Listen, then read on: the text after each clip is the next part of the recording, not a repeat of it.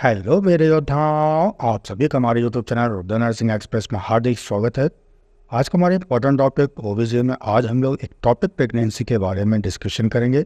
आप इस वीडियो में जानेंगे क्या इसकी डेफिनेशन होती है, कितने प्रकार क्या होता है, क्या क्या इनके कारण हो सकते हैं, पॉसिबल टर्मिनेशन यानी कैसे इसका हम समापन कर सकते हैं, कैसे ख़त्म कर सकते हैं, क्लिनिकल मैनिफेस्टेशन क्या क्या है यानी कि साइन एंड सिम्टम्स आपको क्या क्या देखने को मिलते हैं, कैसे इसका डायग्नोसिस किया जाता है, मेडिकल मैनेजमेंट कैसे करते हैं, सर्जिकल मैनेजमेंट कैसे किया जाता है। तो कंप्लीट कॉन्सेप्ट आपको यहाँ पे हिंदी प्लस इंग्लिश में समझने को मिलेगा। लिखने की बिल्कुल भी ज़रूर नहीं। इस वीडियो का PDF आपको हमारे टेलीग्राम चैनल या व्हाट्सअप चैनल पर मिल जाएगा। दोनों का ही लिंक आपको डिस्क्रिप्शन बॉक्स में मिल जाएगा। और जो भी व्यूअर्स इस चैनल पर पहली बार विजिट किया है, चैनल को एनालाइज करें, मेरी लैंग्वेज को एनालाइज करें। यदि मेरे द्वारा बनाए गए कंटेंट आपके लिए हेल्पफुल होते हैं तो चैनल को सब्सक्राइब जरूर कर लें और साथ में नोटिफिकेशन बेल को दबा के ऑल पे क्लिक कर लें ताकि आप सभी को हमारे नर्सिंग से रिलेटेड वीडियो का नोटिफिकेशन सबसे पहले मिल सके। तो आइए जानते हैं टॉपिक प्रेगनेंसी के बारे में। तो सबसे पहले हम बात करेंगे बेटा डेफिनेशन की। क्या इसकी डेफिनेशन होती है? When a fertilized egg implant outside of uterine cavity is called ectopic pregnancy. ठीक है, क्या कहना चाहता है? जैसे कि हम जानते हैं जो हमारा फर्टिलाइज्ड एग होता है बेटा, वो कहाँ पे इम्प्लांट हो जाता है? यूटेरिन कैविटी में। लेकिन यहाँ क्या होता है कि यूटेरिन कैविटी के आउटसाइड, ठीक है, कहीं भी अगर हमारा निषेचित अंडा यानी कि फर्टिलाइज एग कहीं भी आरोपित हो जाता है तो वो कंडीशन बेटा क्या कहलाती है? हमारे इक्टोपिक प्रेगनेंसी कहलाती है। क्लियर है बच्चा? चलिए, most common site of ectopic pregnancy. अब हम बात करेंगे इक्टोपिक प्रेगनेंसी की जो सबसे मोस्ट कॉमन साइट होती है बेटा, वो क्या होती है? याद रखिएगा, फैलोपियन ट्यूब होती है। क्या होती है आपकी?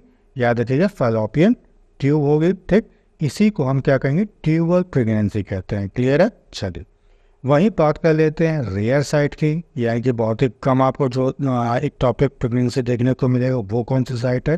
तो याद रखिएगा, वो साइट आपकी ओवरी हो सकती है, एब्डोमिनल कैविटी हो सकता है, या आपका सर्विक्स हो सकता है। क्लियर है बच्चा? अब हम बात करेंगे टाइप्स की। ठीक, तो याद रखिएगा, सबसे कम आपको 1%, जैसे कि मैंने भी आपको बताया था, एब्डोमिनल प्रेगनेंसी हो सकती है। 1% जो है आपको सर्वाइकल प्रेगनेंसी देखने को मिल सकता है। ओवेरियन प्रेगनेंसी जो है ये आपको 3% केस देखने को मिल सकता है। वहीं फिमरियल जो प्रेगनेंसी होती है ये आपको 11% देखने को मिल सकता है।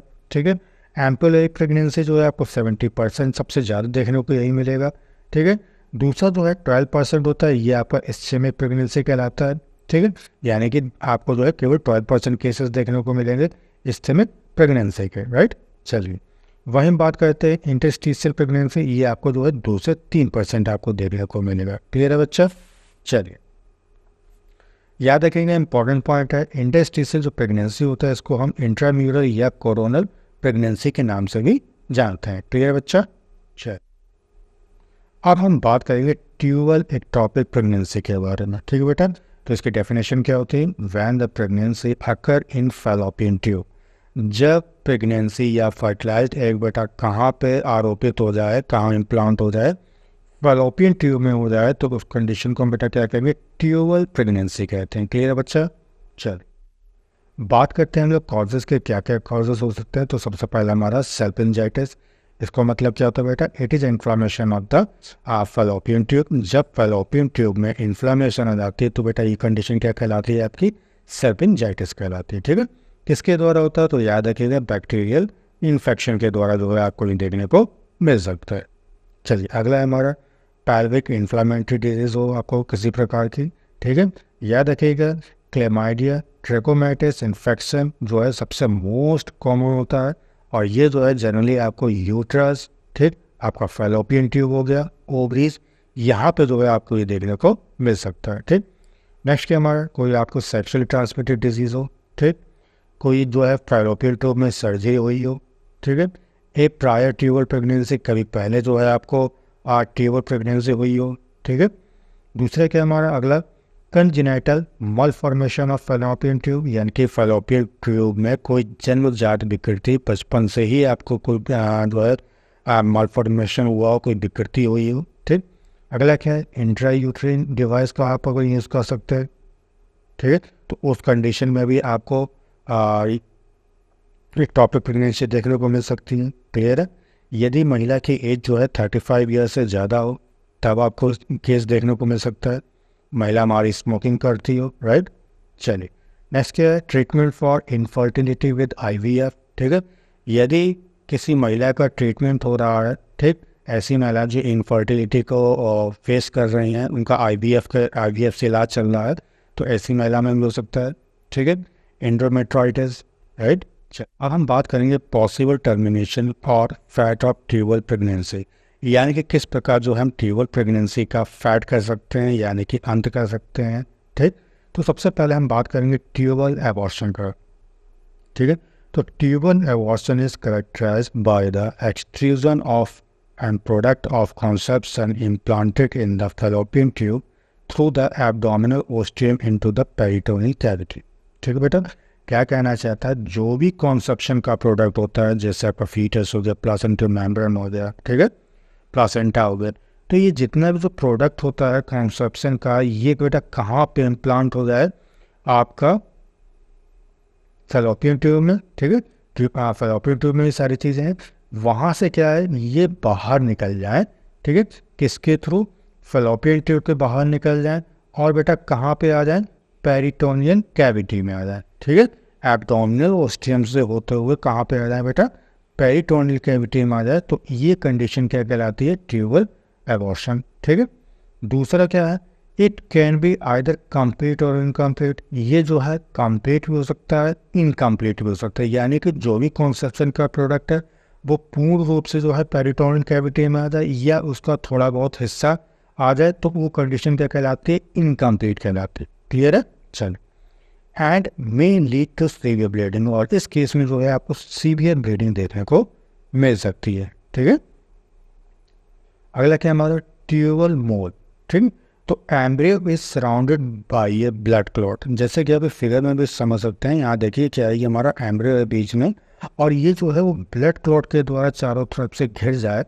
ठीक है, तो ऐसे कंडीशन को हम क्या कहते हैं, ट्यूबल मोल कहते हैं, और ये कंडीशन जो है बच्चे के लिए बहुत ही ज़्यादा घातक हो सकती है, जिसमें बच्चा खत्म हो सकता है। ठीक है, and retain in the fallopian tube, और यहाँ पे क्या होता है बेटा, जो ट्यूबल मोल होता है ये हमारा फैलोपियन ट्यूब में ही बना रहता है, जबकि ट्यूबल एबॉर्शन में आपने क्या देखा था कि जो भी कॉन्सेप्शन का प्रोडक्ट था, ठीक, वो आपका एब्डोमिनल ओस्टियम से होता हुआ पेरिटोनियल कैविटी में आ जाता था।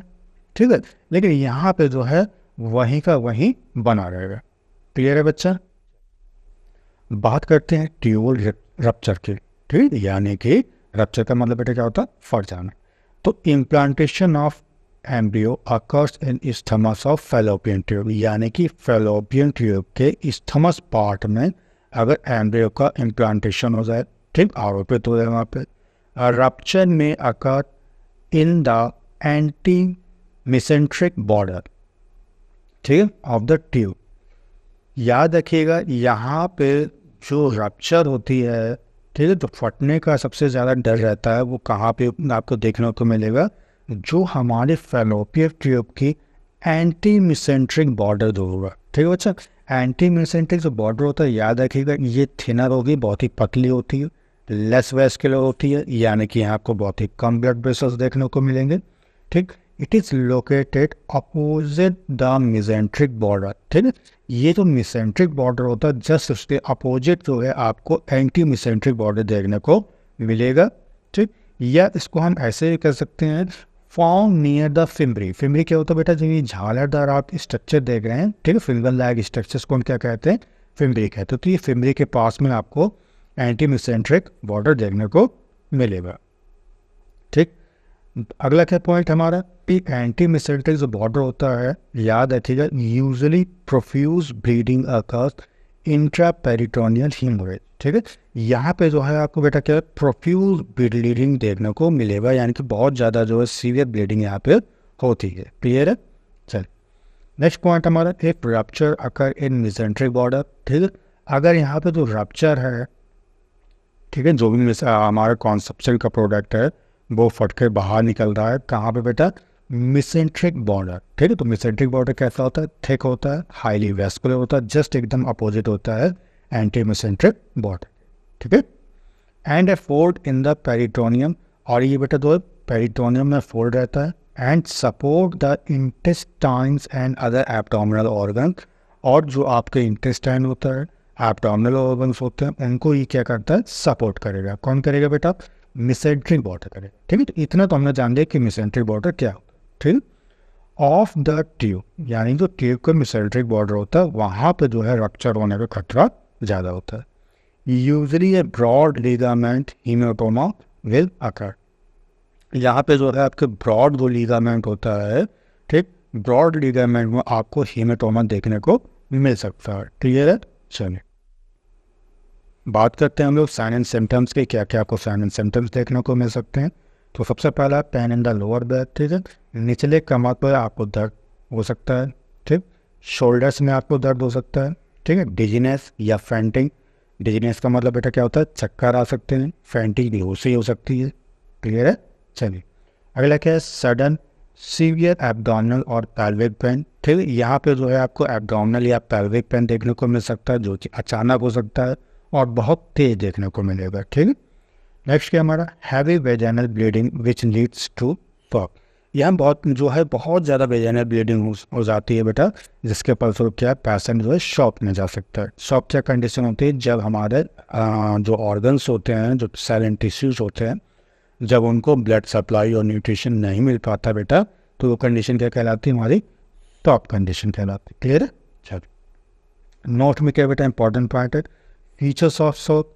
यहाँ पे शॉक अगर आपको देखने को मिल जाए तो शॉक में जो बेटा स्किन कैसे हो जाती है, कूल हो जाती है, पल्स जो है वो रैपिड हो जाती है, बहुत तेज़ी चलने लगती है। ठीक, ब्लड प्रेशर आपको गिर जाता है। क्लियर है। चलिए अगला क्या है, एमिलिया। एमिलिया का मतलब क्या होता है बेटा, जब मेंस्ट्रुएशन पीरियड एब्सेंट हो। ठीक, नौसिया, मितली आना, ठीक, वॉमिटिंग हो सकती है। एब्डोमिनल टेंडरनेस, यानी कि पल्पेट करने पर दर्द जब आपको फील होता है तो वो कंडीशन क्या कहलाती है, एब्डोमिनल टेंडरनेस कहलाती है। क्लियर है। चल नेक्स्ट क्या हमारा, पेशेंट लुक्स पेलर। जो पेशेंट का कलर है, स्किन कलर है, वो कैसे देखने को मिलेगा आपको, पीले रंग का हो सकता है। क्लियर है। चलिए बात करते हैं हम लोग डायग्नोसिस की, कैसे करेंगे। सबसे पहले हम यूरिन टेस्ट कर सकते हैं। ठीक, ब्लड टेस्ट, इसमें जो हम लोग ब्लड टेस्ट में एसिड लेवल है वो हम चेक करते हैं, यानी कि ह्यूमन कोरियोनिक गोनेडोट्रोपिन। क्लियर है। वहीं बात करते हैं ट्रांसवेजाइनल सोनोग्राफी, तो इसकी सहायता से जो हम लोग ट्रांसड्यूसर, ठीक है, images of the uterus, ovaries and fallopian tube are forms. इसके द्वारा जो हम लोग यूट्रस, ओवरी है, फेलोपियन ट्यूब है, इसका हम लोग जो है इमेज क्रिएट करते हैं, किसके सहायता से, ट्रांसवेजाइनल सोनोग्राफी। तो यहाँ पे जो ट्रांसड्यूसर है, जैसे कि आप फिगर में भी देख रहे हैं, ये क्या बेटा हमारा ट्रांसड्यूसर है, ये इंसर्ट कराया जाता है वेजाइना के थ्रू, और इसकी सहायता से जो हम लोग यूट्रस, ओवरी या फेलोपियन ट्यूब का फॉर्मेशन चित्र जो है बना लेते हैं। क्लियर है। अगला हमारा सीरम प्रोजेस्टेरॉन लेवल, ये चेक किया जाता है। लेवल इन नॉर्मल प्रेगनेंसी, अगर हम नॉर्मल प्रेगनेंसी की बात करते हैं तो सीरम प्रोजेस्टेरॉन का बेटा क्या लेवल होता है, तो याद रखिएगा 25 नैनोग्राम पर ml होता है। वहीं अगर हम एक्टोपिक प्रेगनेंसी की बात करते हैं तब इसका जो लेवल है बहुत गिर जाता है, कितना रह जाएगा बेटा, 5 नैनोग्राम पर ml अगर है तो पेशेंट एक्टोपिक प्रेगनेंसी सफ़र कर रहा हुआ। ठीक है। चलो नेक्स्ट क्या हमारा, कोर्डोसेंटेंसिस। ठीक है, तो कोर्डोसेंटेंसिस क्या होता है, रियरली यूज, ये बहुत ही कम हम यूज़ करेंगे। ठीक, checks for abdominal fluid in the abdominal cavity behind the uterus. ठीक है, यूट्रस के पीछे बेटा जो एब्डोमिनल कैविटी होता है उसमें एब्डोमिनल फ्लूइड को चेक करने के लिए हम लोग कोर्डोसेंटेंसिस का यूज़ करते हैं। क्लियर है। चलिए अगला क्या हमारा, लेप्रोस्कोपी। ठीक, तो check abdominal and pelvic organ और आपके एब्डोमिनल ऑर्गन को चेक करने के लिए हम लेप्रोस्कोपी का यूज़ करें। क्लियर है। चलिए बात करते हैं हम लोग मेडिकल मैनेजमेंट किस प्रकार कर सकते हैं, किस प्रकार चिकित्सीय प्रबंधन करेंगे। तो सबसे पहला पॉइंट है, give methotrexate injection if fallopian tube is not ruptured. अगर फेलोपियन ट्यूब रप्चर नहीं हो रही है तो बेटा क्या करेंगे, हम मिथोट्रेक्सेट का इंजेक्शन देंगे। ठीक, नेक्स्ट है, terminate pregnancy with in 4 to 6 weeks. 4 से 6 हफ्ते के भीतर हम प्रेगनेंसी को टर्मिनेट कर देंगे। ठीक है, कैसे करेंगे? बाय स्टॉपिंग ग्रोइंग फर्टिलाइजर, जो फर्टिलाइजर है उसको बढ़ने से हम रोकेंगे। क्लियर है बच्चा? चल अगला क्या है? After administration of methotrexate check SCG level in blood. ठीक है, मीथोट्रेक्सेट को एडमिनिस्ट्रेशन करने के बाद में हम बेटा क्या करेंगे? एससीजी लेवल का ब्लड में जो है चेक करेंगे, क्या उसका लेवल रह गया है या क्या लेवल हुआ है अभी। ठीक, चलिए अगला हमारा पॉइंट है if SCG level become decrease. अब आपने क्या किया कि जब हमने मीथोट्रेक्सेट इंजेक्शन दिया, हमने एससीजी लेवल चेक किया बेटा, लेकिन एससीजी लेवल जो है बहुत ज़्यादा डिक्रीज हो रहा है। तो याद रखिए और हमेशा याद रखना है आपको, सेकेंड डोज मीथोट्रेक्सेट की तभी देंगे। ठीक, कब देना है? तो याद रखिएगा आप जो है फिजिशियन का जो भी ऑर्डर होगा उसको आप फॉलो करेंगे, उसी के अकॉर्डिंग जो है सेकेंड डोज देंगे। क्लियर है बच्चा? चलिए बात करते हैं हम लोग सर्जिकल मैनेजमेंट के, किस प्रकार जो है आप सर्जरी के द्वारा मैनेजमेंट कर सकते हैं। ठीक, if fallopian tube either rupture, ठीक, अगर आपकी फैलोपियन ट्यूब रप्चर हो गई हो या नहीं हुई हो, ठीक है, तो ऐसे केस में हमेशा याद रखना केवल और केवल आपके पास एक ही ऑप्शन रह जाता है, इमरजेंसी सर्जरी। क्लियर है बच्चा? चल नेक्स्ट पॉइंट है emergency surgery is done with laparoscopy. जो हमारी इमरजेंसी सर्जरी होती है इसको हम लैप्रोस्कोपी की सहायता से करते हैं। चलिए जानते हैं बेटा लैप्रोस्कोपी के बारे में। तो this procedure use a cylinder lighted camera. ठीक है, इसमें बेटा क्या होता है, एक सिलेंडर जैसी स्ट्रक्चर होगी जिसके कैमरा फिट होता है, लाइट फिट होता है कैमरा का। ठीक है, that is inserted through the small cut in the abdomen. अब हम क्या करते हैं, एब्डोमेन में एक स्मॉल कट के थ्रू जो है इसको हम इंसर्ट कराते हैं। ठीक, it is done in A hospital with general anaesthesia. Patient को जनरल एनेस्थीसिया दे के ही जो है हम लोग उसको हॉस्पिटल में इस प्रोसीजर को परफॉर्म करते हैं। क्लियर है बच्चा? आशा करता हूँ कि टॉपिक आपको अच्छे तरह समझ में आ गया होगा। टॉपिक कैसा लगा कमेंट करके ज़रूर बताएं। इस टॉपिक से रिलेटेड जो भी आपकी क्वेरी हो या कोई आपको टॉपिक पूछना है उसको कमेंट बॉक्स में ज़रूर लिखें, मुझे उसका आंसर देने में खुशी मिलेगी। तो तब तक के लिए अपना ख्याल रखें। Take care, bye bye, thank you so much.